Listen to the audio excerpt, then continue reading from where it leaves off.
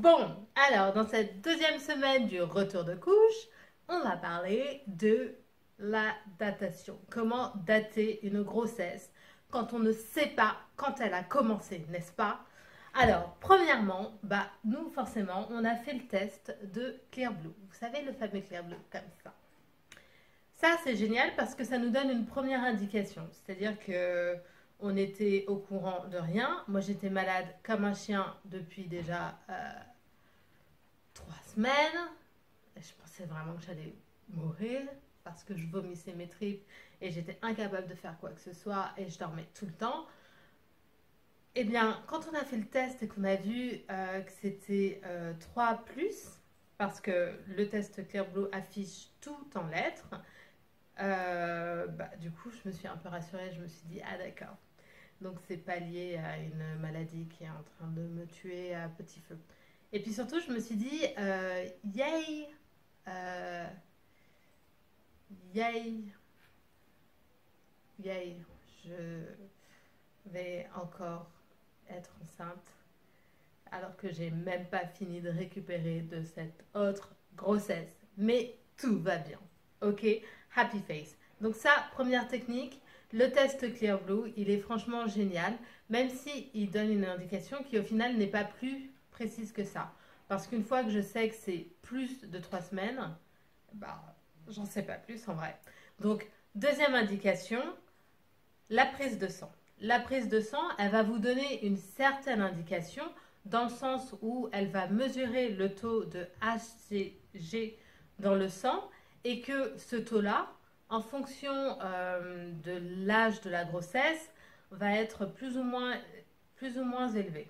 Donc, une fois qu'on a fait le test Clearblue, qu'on a la prise de sang et qu'on voit qu'à peu près on est à plus 3 semaines, environ 7 semaines, on se dit, bon, alors ça fait pas mal de temps que c'est en train de se construire, n'est-ce pas?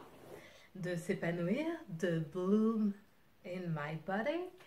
Là, on se dit, l'étape finale, pour avoir une date vraiment précise du début de grossesse et donc de la DPA, date potentielle d'accouchement, date prévisoire d'accouchement, date, enfin bref, DPA quoi. Et bien là, on se dit, on va faire une échographie de datation.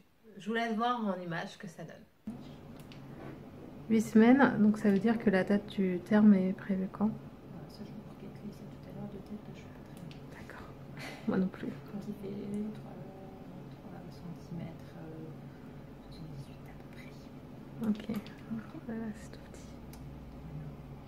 Donc, ce qui est bien, c'est que pendant l'échographie de datation, l'échographe va pouvoir prendre certaines mesures et du coup, selon les mesures et selon un barème, établir un âge de grossesse qui est beaucoup plus fiable que tous les tests qu'on a vus auparavant, d'autant plus que là, on va vraiment affiner cette estimation-là lors de la deuxième échographie, qui est en fait l'échographie du premier trimestre. Mais ce qu'il est important de retenir, c'est que vraiment, vous avez pas mal de ressources pour savoir de quand date, ce début d'histoire de la vie et qu'il faut pas hésiter. Il faut pas hésiter. Si vous avez un doute, vous demandez une échographie de datation et comme ça, roulez jeunesse, roulez bébé, roulez maternité. Voilà.